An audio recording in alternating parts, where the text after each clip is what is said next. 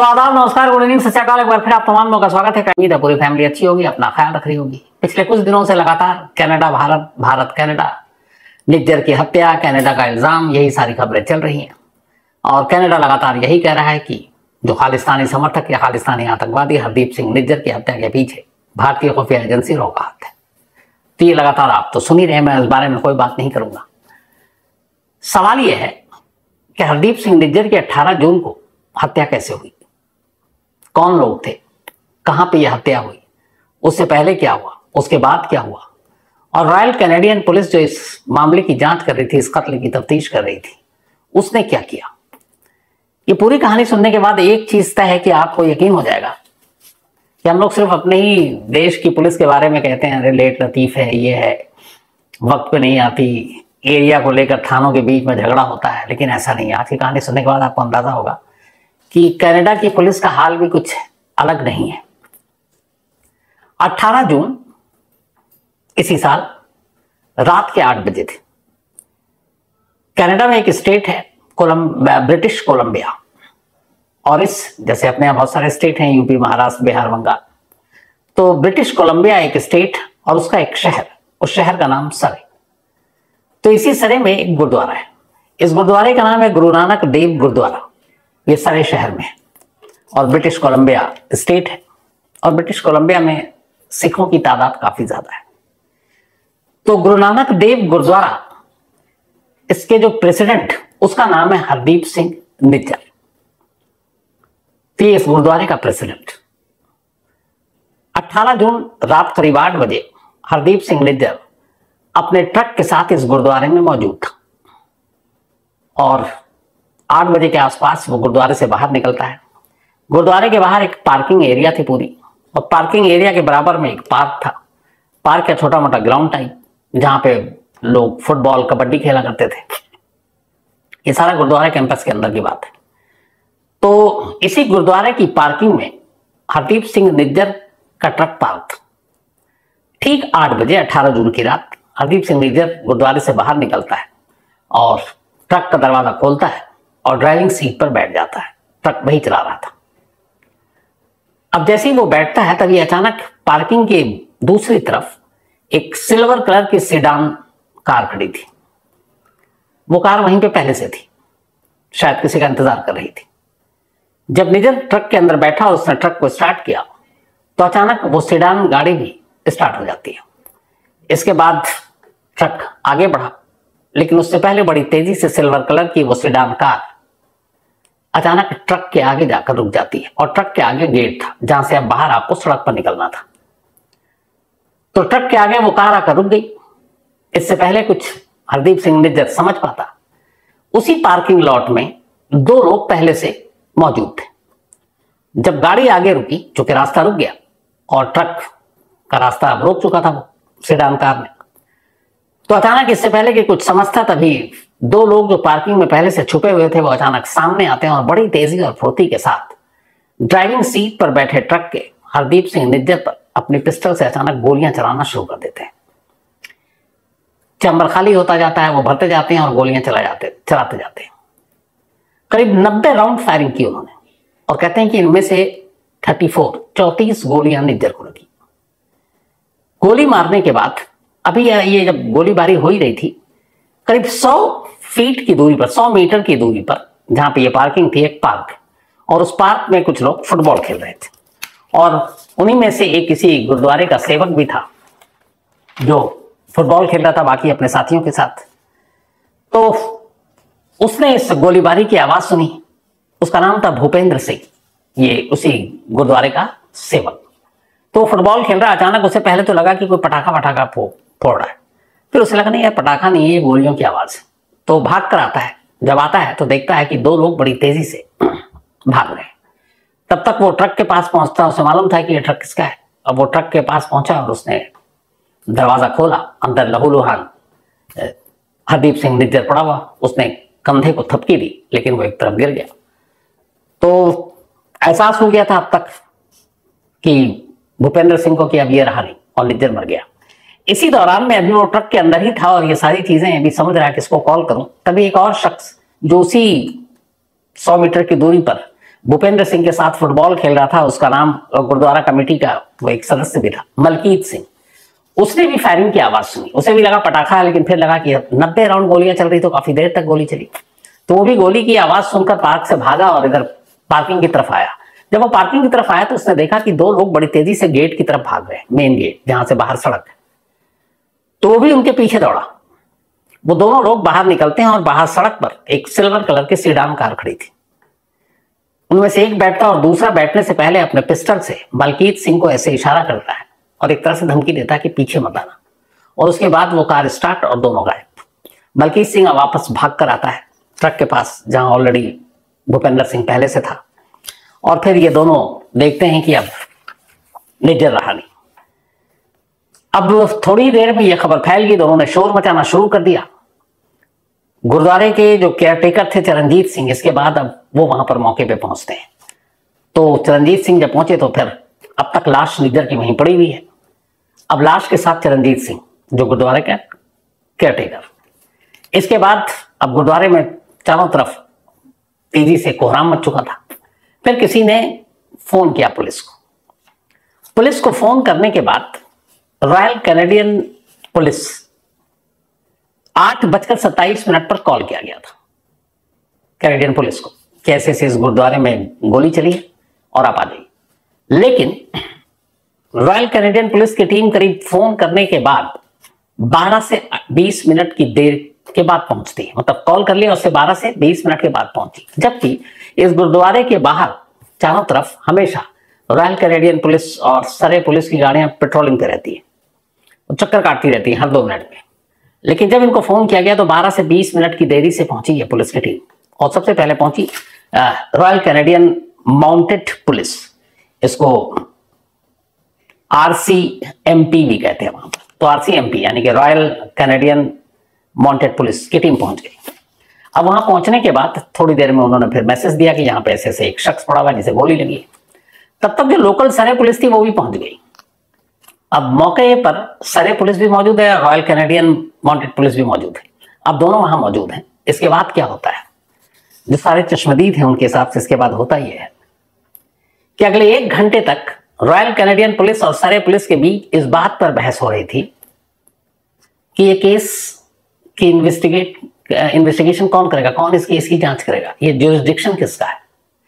1 घंटे तक 2 फोर्स आपस में लड़ते रहे कि ये केस किसका है। ये हम लोगों ने अपने इंडिया में बहुत देखा, दिल्ली नोएडा में बहुत होता है, बल्कि 2 थानों में एक ही शहर के बीच में झगड़ा हो जाता है कि यार ये तुम्हारा केस, ये तुम्हारा केस। उसमें कई बार बड़े बड़े इंसिडेंट हो गए। कोई घायल पड़ा हुआ है, पुलिस उठाकर नहीं ले जा रही कि ये तो उस पुलिस वालों का काम, वो उठा के ले जाएंगे, तो इसमें कई लोग मर भी चुके हैं। तो ये अपने देश की बात नहीं है। सोचिए कि कनाडा में भी अब 2 फोर्स आपस में लड़ रही है कि भाई ये तेरा है, ये मेरा केस है। इसके बाद किसी बड़े अफसर का फिर फोन आता है और फिर तय होता है कि ओके, ये रॉयल कैनेडियन जो पुलिस है वो इस मामले की जांच करेगी। अब वो उसके बाद जांच करते हैं। शुरुआत में जांच के दौरान में एक CCTV कैमरे का फुटेज मिलता है, कुल 90 सेकंड्स का ड्यूरेशन है, 90 सेकंड। इस 90 सेकंड के फुटेज में साफ दिख रहा है कि एक सिल्वर कलर की सेडान कार ट्रक का रास्ता रोकती है। उसके बाद 2 लोग जो पार्किंग लॉट में पहले से छुपे थे वो अचानक ड्राइविंग सीट की तरफ फायरिंग करते हैं, और फिर दोनों दौड़ते हुए उसी तरफ भागते हैं जहां से कार निकली। फिर सड़क के बाहर भी दिखाता है कि फिर वो गाड़ी में बैठते हैं और वो गाड़ी वहां से चली जाती है। ये CCTV फुटेज भी था। CCTV फुटेज के हिसाब से कुल 6 लोग थे, 2 जो दौड़ रहे थे, और जब देखा गया तो कार के अंदर कुल 4 लोग थे, 3 पैसेंजर और 1 ड्राइवर। CCTV फुटेज जो 2 चश्मदीद थे उनके हुलिये के हिसाब से जो दोनों शख्स, उन्होंने बूटी पहन रखा था, उनकी दाढ़ी थी, पूरी वेशभूषा जो है वो सिख वाली थी, और चेहरे पर मास्क था। हालांकि ब्रिटिश कोलंबिया में इस वक्त जून के महीने में कोरोना और इन चीजों की कोई वो नहीं थी कि मास्क आप लगाएं, लेकिन इन दोनों हमलावरों ने मास्क पहना हुआ था। जाहिर है वो अपना चेहरा छुपाना, अपनी आइडेंटिटी छुपाना चाहते थे।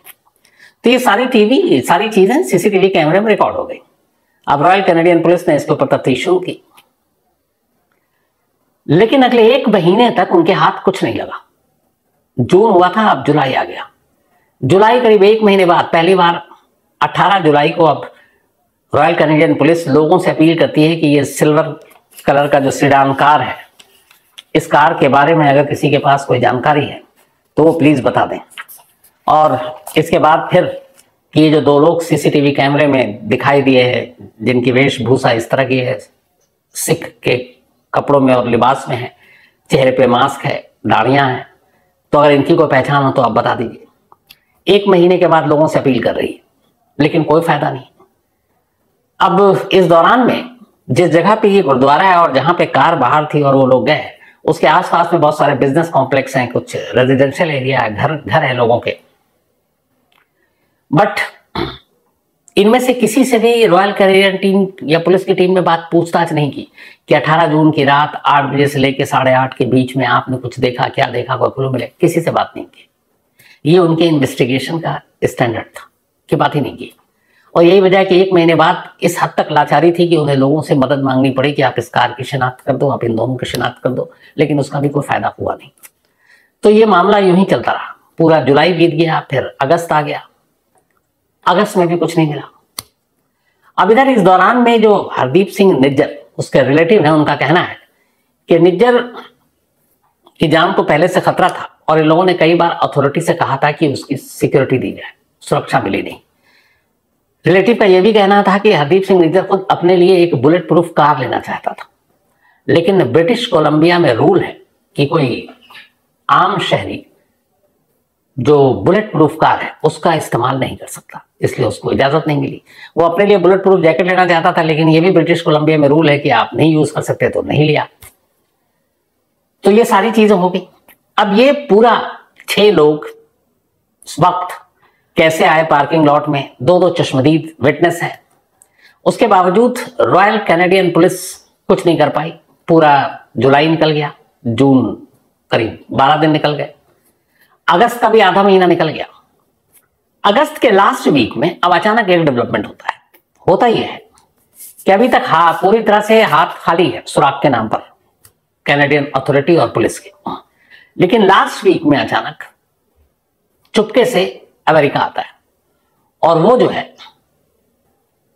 कैनेडियन अथॉरिटी को ये बताता है कि ये जो निज्जर का कत्ल हुआ है, इसके जो सुराग हैं, ये कहीं ना कहीं भारतीय एजेंसी की तरफ इशारा कर रहे हैं।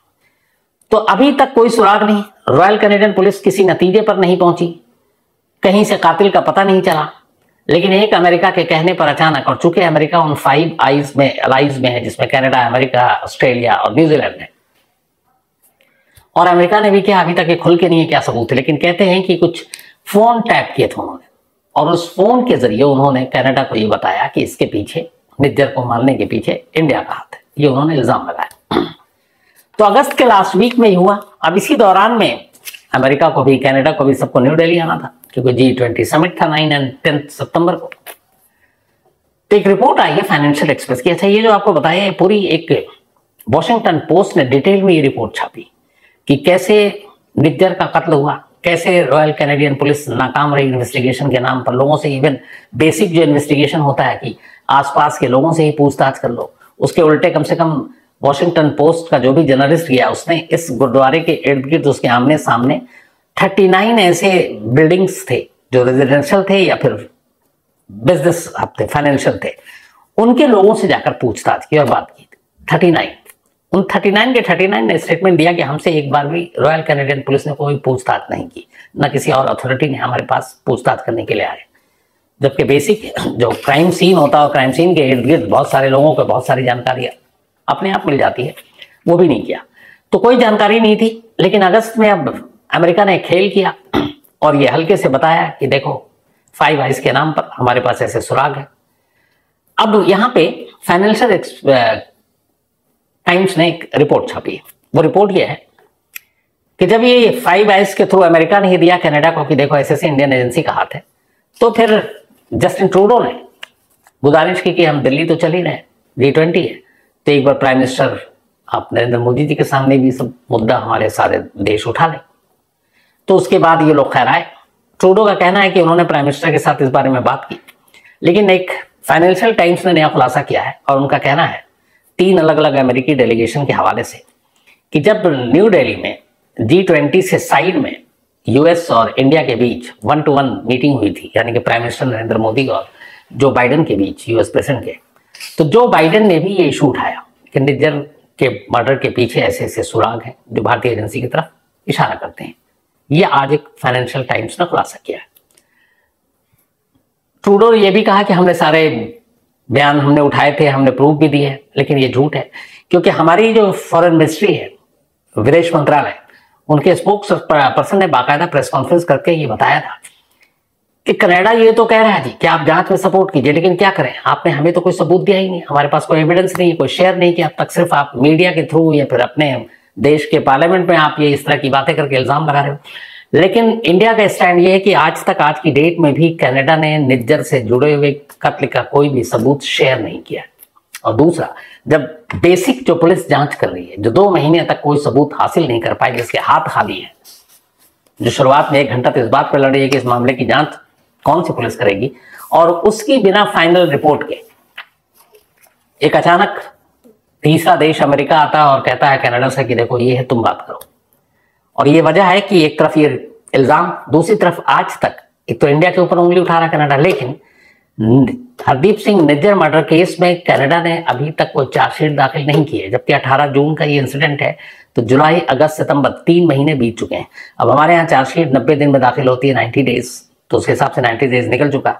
मुझे एग्जैक्ट नहीं पता कि कनाडा में चार्जशीट दाखिल करने के रूल क्या है, कितनी मतलब उनकी मोहलत होती है, कितने दिन होते हैं, कितने दिनों में चार्जशीट दाखिल होनी चाहिए, या तो आप केस सॉल्व कर चुके हैं या नहीं, लेकिन कोर्ट को आपको बताना पड़ता है। तो 90 दिन की म्याद यहाँ निकल चुकी है। अब कनाडा का मालूम नहीं है, मैं एक बार और चेक करूंगा कि कनाडा में चार्जशीट दाखिल करने की कितनी, उनका मतलब टाइम फ्रेम कितना होता है। तो ये है पूरी कहानी, और ये पूरी रिपोर्ट कि कैसे निज्जर का कत्ल हुआ, उसके बाद क्या क्या हुआ। पुलिस के हाथ खाली है जिन्होंने जांच की, लेकिन सरकार ने सीधे ठीकरा फोड़ दिया भारत सरकार पर। अब इससे रिश्ते तो खराब हुए ही, आने वाले दिन में क्या होगा, क्या वो सबूत पेश किया जाएगा, वो सबूत होगा तो किस तरह का होगा, कैसे सबूत होंगे, इस पे हर एक की नजर होगी, और हम लोगों की भी नजर होगी। तो इसमें जो भी अपडेट होगा आप तक जरूर पहुंचाऊंगा। तो आज कहानी में इतना ही। और आज मैंने कल अपना चश्मा जो है वो पावर थोड़ा कम हुआ है, कुछ बड़ा है, मिक्स हो गया प्लस माइनस, तो बनने दिया है। तो ये चश्मा बस ऐसे ही शो ऑफ है, इसमें दिख कम रहा है। तो सिर्फ आज बर्थडे विश कर दूंगा, क्योंकि आज लिखने और पढ़ने में बहुत प्रॉब्लम हो रही है, तो इसलिए माफी चाहता हूं। अर्ची पटेल, इनका आज बर्थडे है, साथ ही भावेश प्रजापति, इनका भी आज बर्थडे है, और चिराग जोशी, इनका भी आज बर्थडे है। तो अर्ची, भावेश और चिराग तीनों का जन्मदिन है। तीनों के इस बर्थडे को विश करने के लिए भेजा अविनाश पटनायक जी ने, क्योंकि ये सारे एक साथ हैं। साथ ही रिधि और ऋषभ, इन दोनों का भी आज बर्थडे है, और तो हैप्पी बर्थडे। ये दोनों शायद रिधि और ऋषभ दोनों भाई बहन हैं। और सुनील प्रजापति जी ने भेजा, शमा नूर का भी आज बर्थडे है, तो हैप्पी बर्थडे शमा। और वारिस अली ने भेजा बरेली से। सुष्मिता यादव, इनका भी आज जन्मदिन है, तो हैप्पी बर्थडे सुष्मिता।